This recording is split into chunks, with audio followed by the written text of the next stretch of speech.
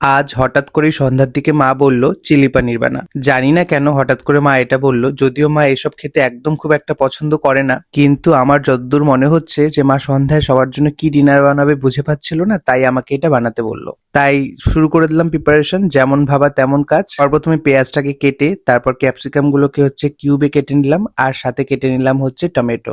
আর যেহেতু চিলি পানির হচ্ছে, সেখানে চিলি হবে না সেটা কি করে হয় বলো। কেটে নিলাম কিছুটা লঙ্কাও, সাথে কিন্তু আদাগুলোকে কুচি কুচি করে কেটে নিলাম চাকু দিয়ে। তোমরা চাইলে মেশিন দিয়েও কেটে নিতে পারো। আর যেহেতু চিলি পানির হচ্ছে, সেখানে তো বেশি বেশি করে রসুন কুচি দিতেই হবে। যদিও আমি একদমই রেস্টুরেন্ট টাইপের বানাচ্ছি না, যেমনটা পারি ঘরোয়া পদ্ধতিতে খুব সিম্পল ভাবে বানানোর চেষ্টা করছি, খুব একটা তামঝাম কিন্তু করিনি। পনিরের মধ্যে কর্নফ্লাওয়ার, গোলমরিচ আর লবণের একটু কোটিং করে নিয়েছি, আর হালকা আছে একটু ভেজে নিয়েছি। দেখতে পাচ্ছ কি সুন্দর গোল্ডেন ব্রাউন কালার হয়েছে না? কালারটা কিন্তু আমার কিন্তু খুব সুন্দর লেগেছে। তারপর কড়াইয়ে একটু তেল দিয়ে সেখানে আদা কুচি, রসুন কুচি আর লঙ্কা কুচি দিয়ে হালকা একটু ভেজে নিতে হবে, যাতে কাঁচা গন্ধটা চলে যায়, কিন্তু ক্রাঞ্চিনেসটা যাতে মোটামুটি থাকে। তারপর পেঁয়াজ যে স্লাইস গুলো খুলে রেখেছিলাম সেগুলো দিয়ে দিলাম, সেটাকে দিয়ে একটু হালকা ফ্রাই হতেই দিয়ে দিলাম ক্যাপসিকাম, দিয়ে দিলাম টমেটো, আর সেটাকে খুব ভালো করে একটু নেড়ে নিলাম। এটাও একটু হালকা হালকা তোমার ফ্রাই করে নিতে হবে। আর দিয়ে দিতে হবে স্বাদ মতো লবণ আর গোলমরিচ। তোমরা যে যতটুকু লবণ খেতে পছন্দ করো বা গোলমরিচ খেতে পছন্দ করো সেই হিসাবেই কিন্তু দিয়ে নিই। মাথায় রেখো সসের মধ্যেও কিন্তু লবণ থাকে। এরপর দিয়ে নিয়েছি ডার্ক সয়া সস আর দিয়েছি একটু টমেটো সস। তোমরা চাইলে এখানে রেড চিলি সস এবং গ্রিন চিলি সসও অ্যাড করতে পারো।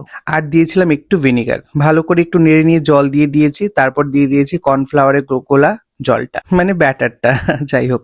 তারপর একটু ভালো করে বয়েল করে নিলাম। আমাদের বাড়িতে কিন্তু খুব একটা ক্রাঞ্চিনেস কেউ পছন্দ করে না, তাই আমি একটু ভালো করেই বয়েল করেছি। আমাদের বাড়িতে ভেজিটেবল গুলো একটু নরম নরম হবে এমনটাই কিন্তু সবাই বেশি ভালোবাসে। তারপর পনিরটা দিয়ে নামিয়ে দিলাম। দেখো লুকটা কেমন হয়েছে, খুব কিন্তু সিম্পল ভাবে ঘরোয়া পদ্ধতিতে বানানো। খুব বেশি তামঝাম আমি একদমই দেইনি, খুব বেশি উপকরণও দেইনি। তোমরা কিন্তু অবশ্যই ট্রাই করতে পারো। আর লাস্টে একদম গার্নিশ করলাম ধনেপাতা দিয়ে। হ্যাঁ হ্যাঁ, আমি জানি ধনেপাতা দিতে হয় না, এখানে দিতে হয় গ্রিন অনিয়ন, কিন্তু কি করব বলো, এটা ঘরোয়া পদ্ধতিতে বানানো, তাই ঘরোয়া ভাবেই আমি এটা বানিয়েছি। তোমরাও কিন্তু ট্রাই করো এবং জানিও কেমন হয়েছে। তো আজকের ভিডিওটা এতটুকুই থাকলো, এখন আমাদের ডিনার করার পালা। সবাই ভালো থেকো, সুস্থ থেকো, আর ট্রাই করার পর অবশ্যই কমেন্ট করে জানিও। আমি তোমাদের কমেন্টের অপেক্ষায় থাকি। দেখা হবে তোমাদের সাথে নেক্সট ভিডিওতে। ততদিনের জন্য সবাই ভালো থেকো, সুস্থ থেকো, আর রাধে রাধে বলে আজকের ভিডিওটা শেষ করছি।